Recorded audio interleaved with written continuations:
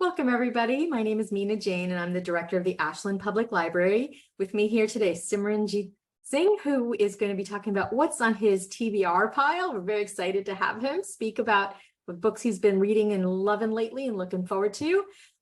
Before we get to Simran, though, I just wanted to introduce Laura Villamont, who is our note taker. She is the Adult Services Librarian at the Framingham Public Library, our partner in crime in this series. I'd like to thank the Friends of the Ashland Library who support all of our programming, as well as the Friends of the Framingham Library who support a lot of their programming. We couldn't do it without our friends. So Simran is an amazing person who I met because he had written this book called Fauja Singh, The Keeps Going. It's about a story about a 100-year-old man who is a marathon runner. He's Sikh, and so that means he wears the turban and is of that religion. And I just thought that was a great book, and I got to talk to Simran about that at one point, and we just had amazing conversations. So I'm going to pass it over to Simran to tell us a little bit about himself, and then I'll get into a bunch of questions about the TBR pile. And you are welcome to ask questions in the Q&A as well as in the chat. I'll be paying attention to both. So Simran, thank you so much for doing this and being with us tonight.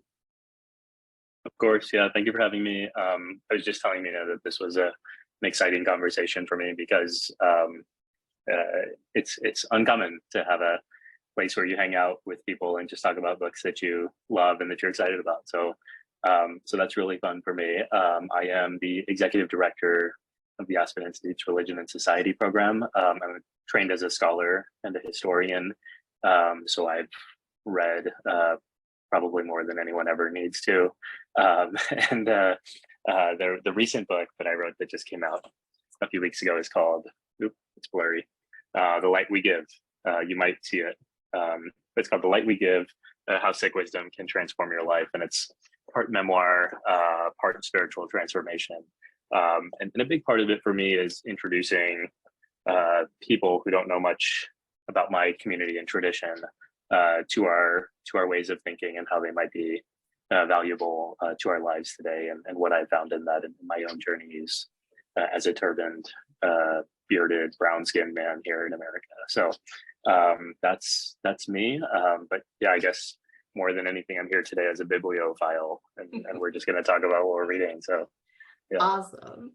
Yes, actually, in my very awkward introduction, I think that for me, like, the turban is the thing that I'm aware of when it comes to Sikhism, but your book is like really wonderfully explorative around the issue, like the religion and how people view you and things like that. So I highly recommend everybody get this book.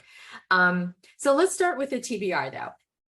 First of all, why do you think people have TBR piles, which means to be read, things that pile up in your house that you're just like, I will get to that before I die? Well, here's a positive way of thinking about it. I'm an optimist by nature, and so there's probably an annoyingness to my ability to find silver linings. And so the positive spin for me on TBR piles is we are aspirational. We aim to read. We might be more ambitious in what we take on in terms of what we put our mind towards. But I think also there's a curiosity and a yearning and a desire for good stories and good writing, and whether it's fiction or nonfiction, and whether it's serious or funny. I'm into all of that stuff, and what I find is my eyes are too big for my stomach sometimes. I'm like, oh, I want that, and I want that, and I want that, and so I get them, excuse me, and I grab them, and then I'm like, okay, now I just need to find actual time in my life with these young kids running around, and with life and job and all the stuff we have. So yeah, that's how my books pile up, or at least that's what I tell myself. Mm-hmm. Yeah, for any bibliophile, we know that we have many more books than we'll ever read. We'll just give Simran a second. So let's get right into it. What is on your TBR pile? What are you looking forward to reading? Okay. And why? I'm going to start with one that I got an advanced reader's copy of. There's a woman named Rabia Chaudhry who is Punjabi Muslim by descent. She's a lawyer, and many people know her because she's the one who surfaced Adnan Syed's case, who, as we're recording this, today is the day that his charges have been lifted, wrongly charged for murder about 22 years ago. Mm-hmm. And there's, all sorts of weird stuff baked into the accusations, including Islamophobia. So anyway, Rabia, I've gotten to know her through that podcast Serial, listened to that. Then we, over time, became friends through like activist circles, etc. Her book on Adnan, I think it's called Adnan's Case, was a bestseller, and it was great. But she has a new book. I should unblur this so people can actually see. It's called Fatty Fatty Boom Boom. And it's a memoir.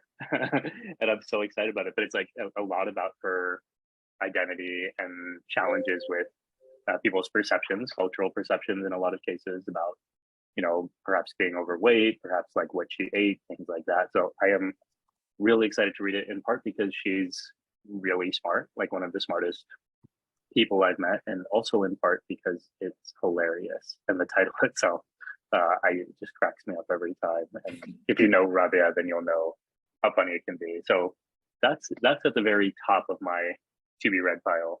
I'll share two more with you. Here's one I just got yesterday. It's coming out very soon. It's by Reza Aslan, an American martyr in Persia. And Reza Aslan is somebody who I've read a lot over the years. I'm a scholar of religion. I find him to be a fantastic storyteller. And over the years, I've also found him to be just a really generous person. In fact, when I started my writing journey, he was one of the first people I reached out to, and he didn't know me and I didn't know him.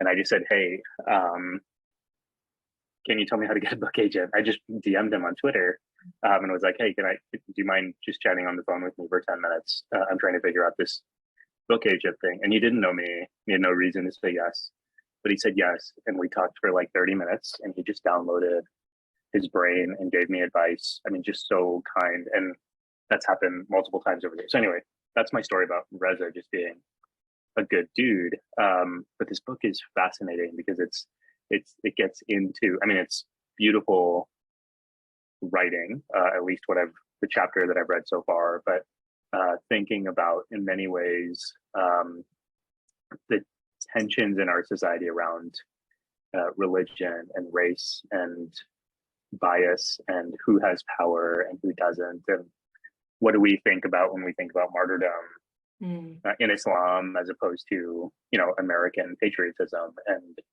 like how do we read those things differently based on who's the one that's making this. I mean, it's all complicated, but this is such an interesting story, and there's like Christian missionization and colonization and Orientalism and all that stuff that just personally I have a lot of interest in because of my own lived experience. So that's two. And I'll share the last one, which is a YA book, which I was very surprised to receive. It's called The Lioness of Punjab, and it's a story about one of the heroes within the Sikh tradition. And part of why I found it so striking, or the woman's name that it's about is Mike Bago. The author's name is Anita Jai Karbanda. And part of what really surprised me about this book is, I mean, in some ways, these are ideas that we've been fed over and over again, so it shouldn't be surprising. But I was like, oh, I couldn't have imagined that a publisher would have done a story on,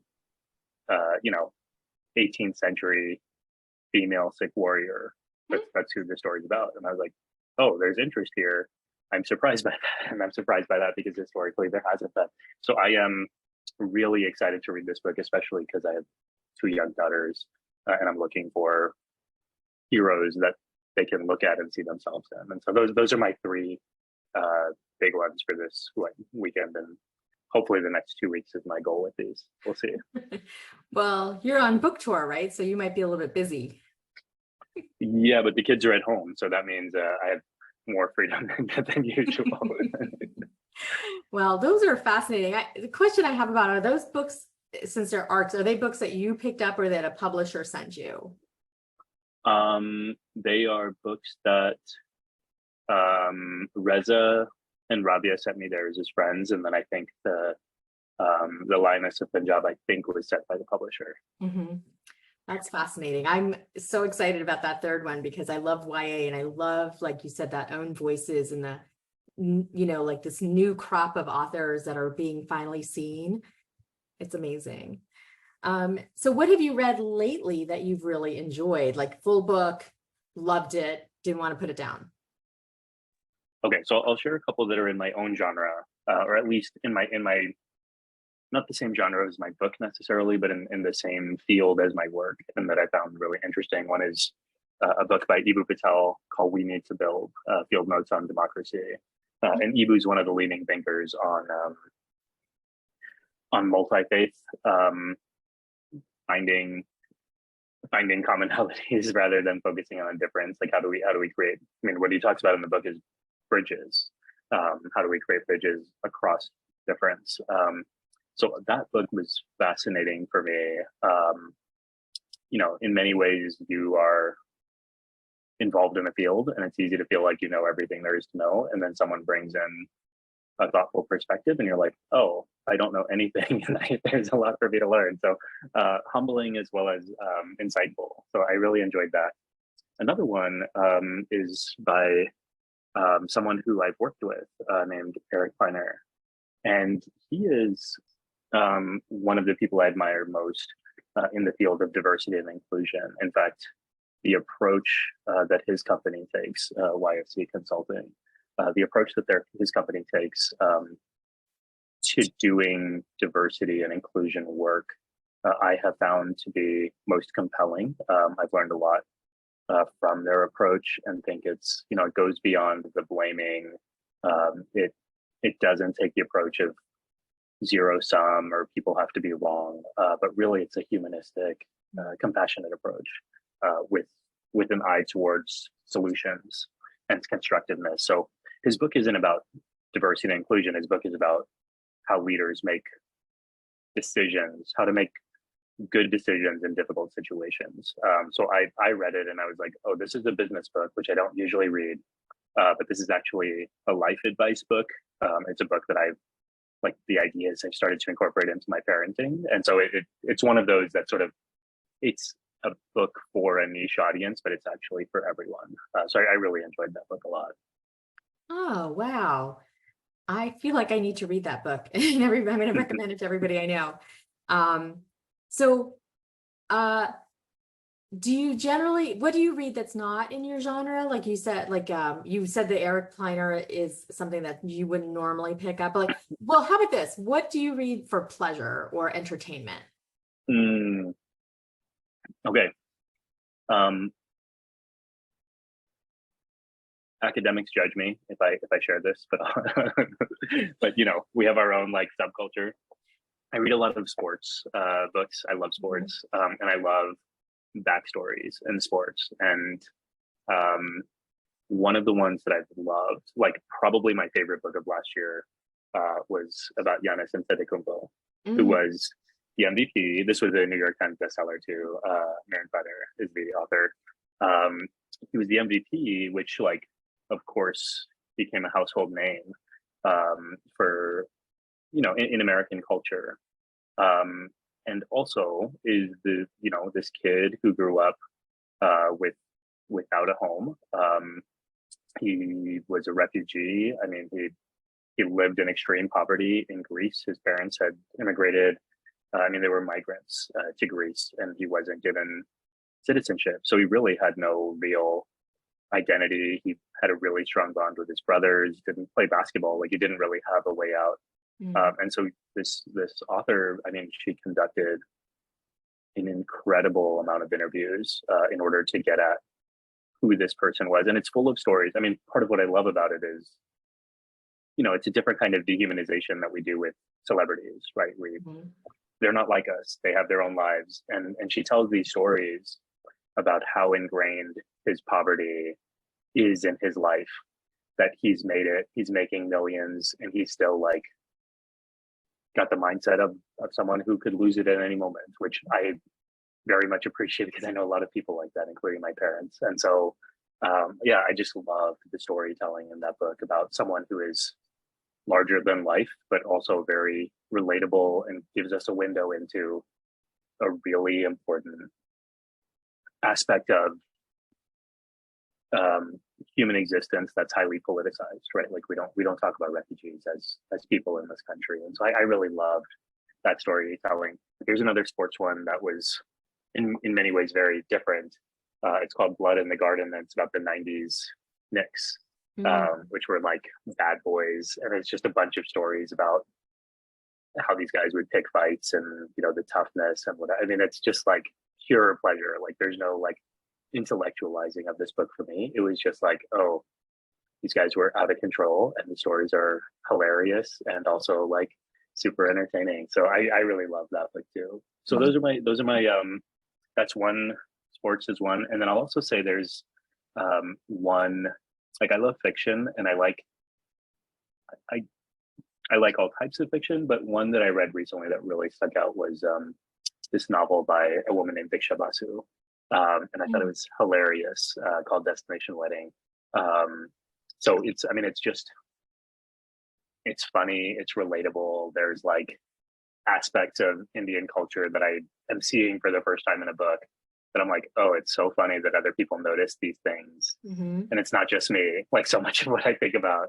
I had this experience recently. I'll just say one more book and I'll stop. Supriya Kelkar has a YA book. I think it's a middle grade book called American Aspen Pie. And I listened to it as an audiobook.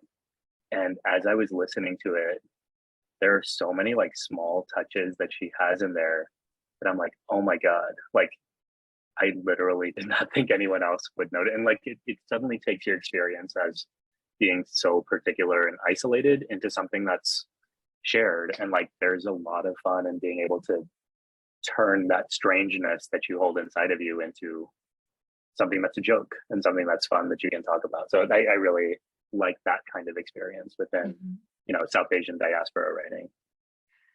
Wow. Such amazing books. Were there any books or authors that really inspired you to become a writer? Oh yeah, I'll tell you a few stories. Well, early, like when I was super young, it was all humor. So like Roald Dahl was a big one for me. I know problematic now, but big influence on me as a kid. Sideways Stories from Wayside School, Shel Silverstein's poems, Jack Prelutsky's, like those were all big for me growing up. And I from a young age I wanted to write. When I was in college, I reached out to an alum of my university, a Palestinian poet named Naomi Shihab Nye. And I reached out to her and was like, hey, I want to write. Would you have coffee with me? And I knew she lived nearby. And she just said yes. And we talked about it. And I actually had, during my book event in Texas last week, she was there and I don't think she remembered the story. Like she's like, why would she remember a random college kid who had coffee with like 20 years ago? But that was a big, I mean, she was so encouraging in that conversation. It was really, you're a college kid and you're like, am I dumb for thinking that I can make it? And you have a real like successful writer tell you, no, it's not dumb. Like this is where I was when I was your age. You're like, oh, like, so it's possible. And so it just sort of changed my imagination of what was possible.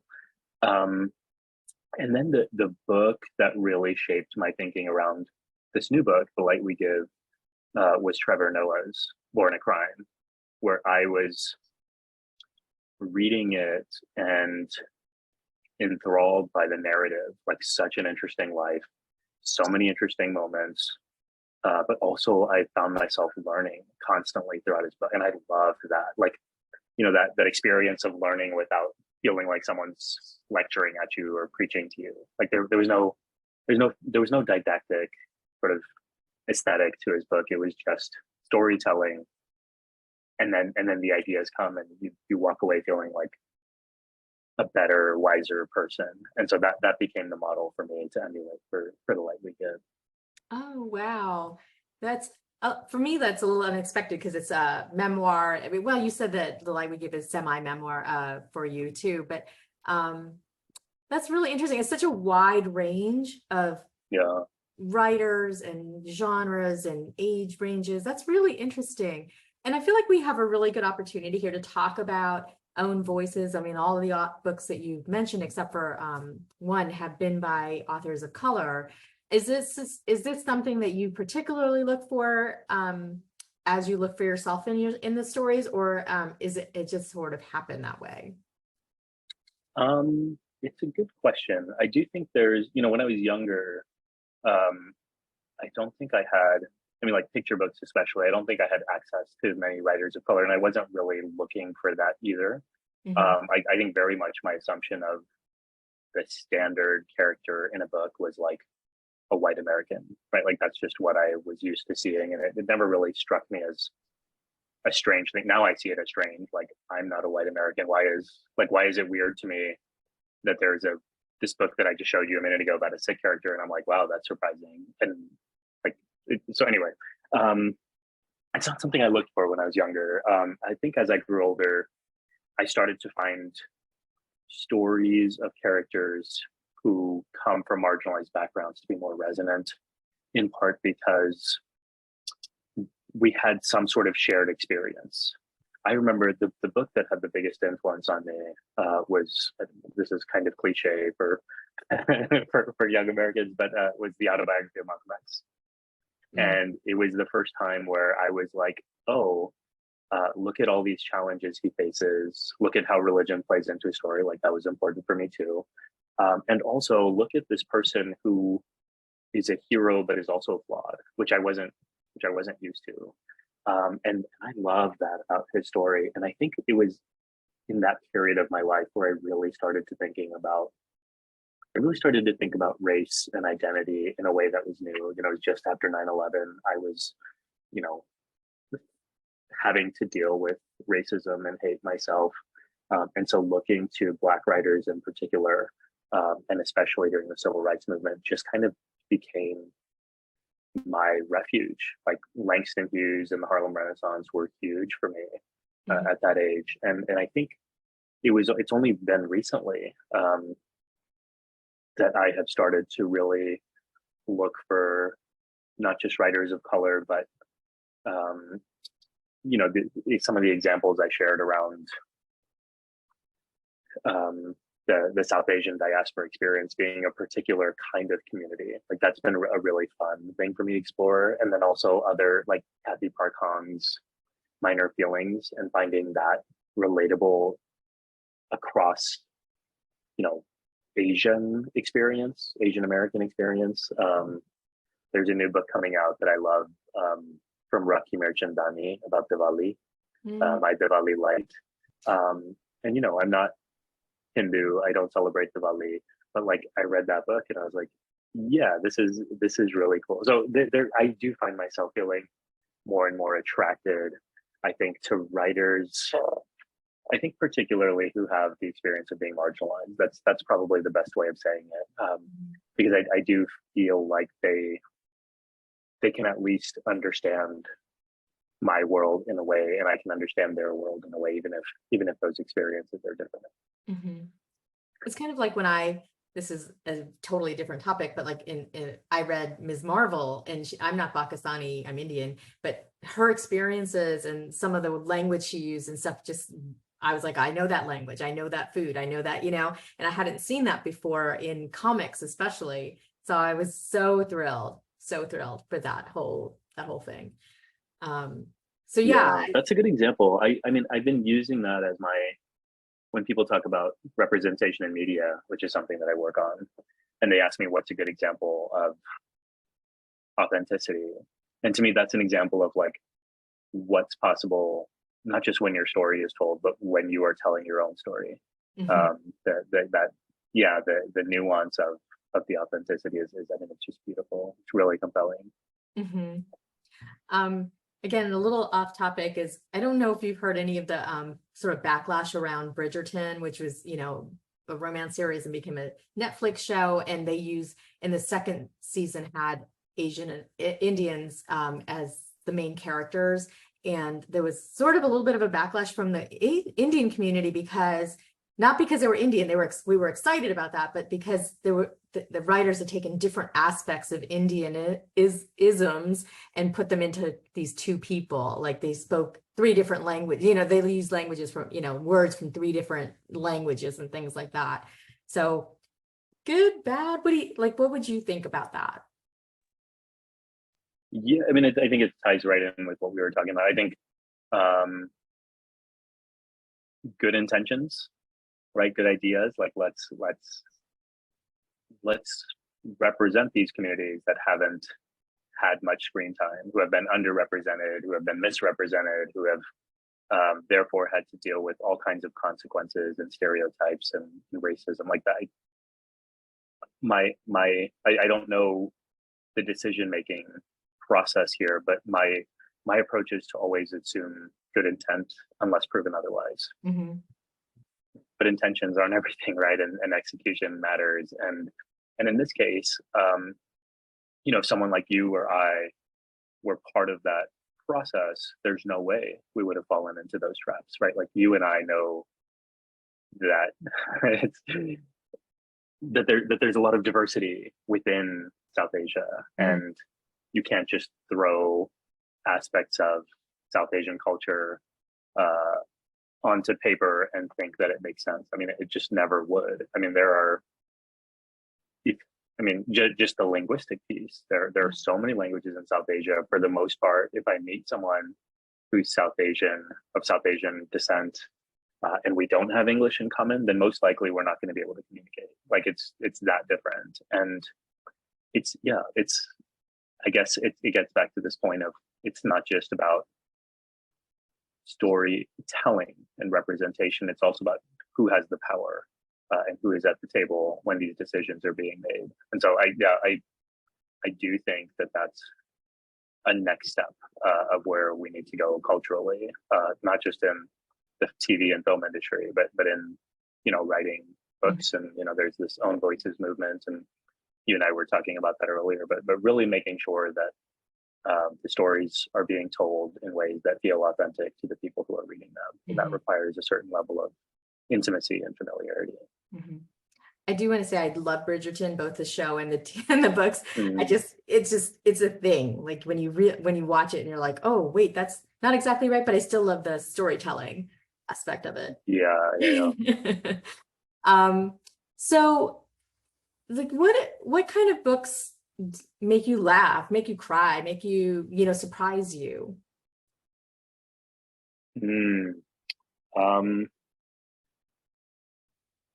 I'm not much of a crier, but I am finding now as a parent of young kids, like anything that is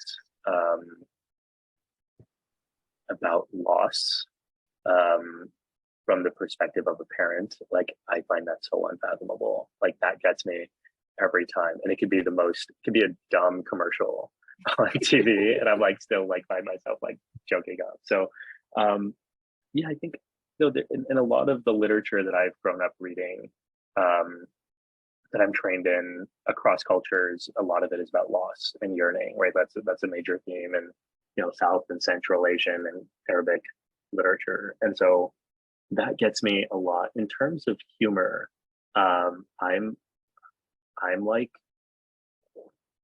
pretty low bar. Like I like good humor, but I'll laugh at pretty much anything. I like slapstick. So if you're just, I like a good pun. I'm known for my dad jokes, not in a good way. So any humor is great, but it's actually been really fun. My 6-year-old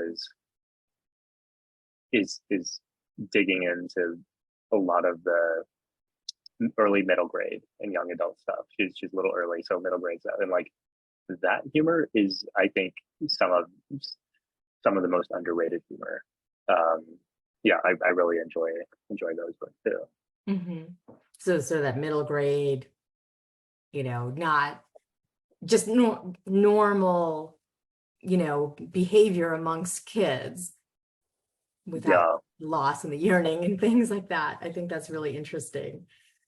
So we're about out of time, and I'm wondering if you could talk just a little bit about um, any any book that we have not talked about yet that you just think, you wish was better known.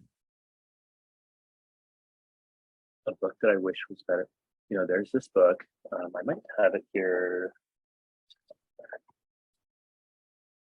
There's this book that I read called The Road from Raqqa.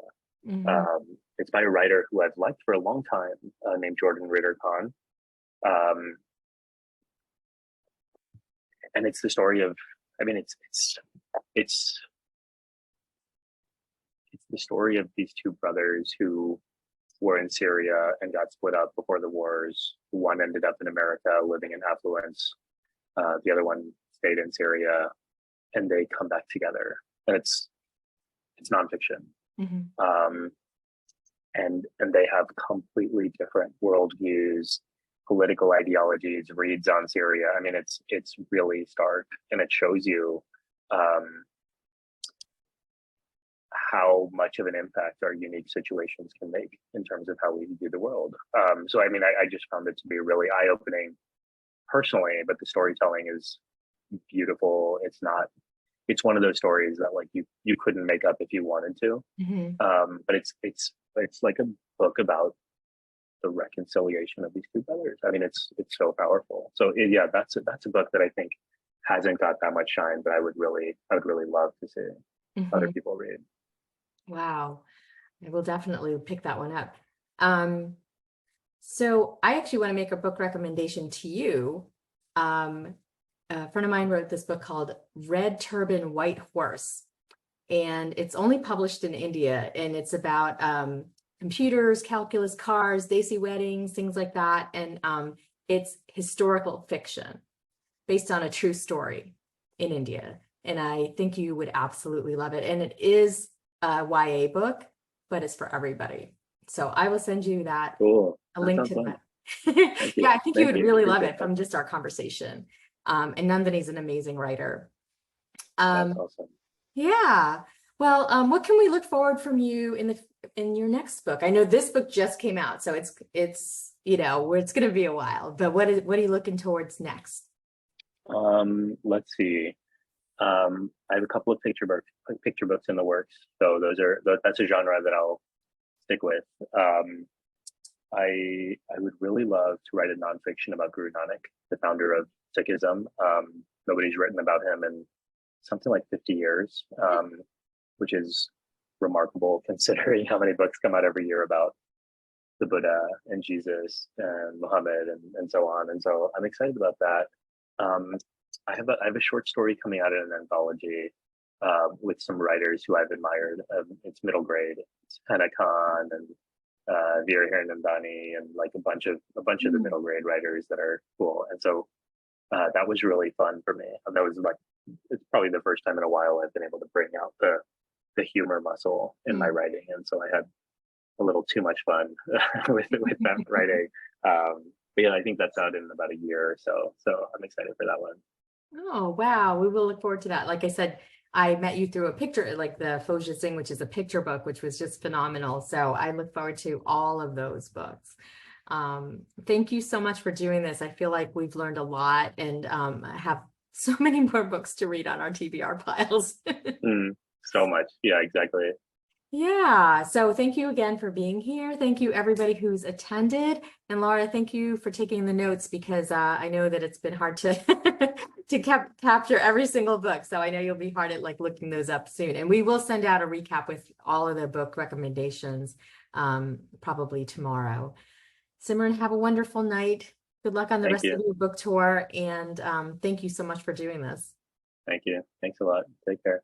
You too. Good night, everyone. Bye.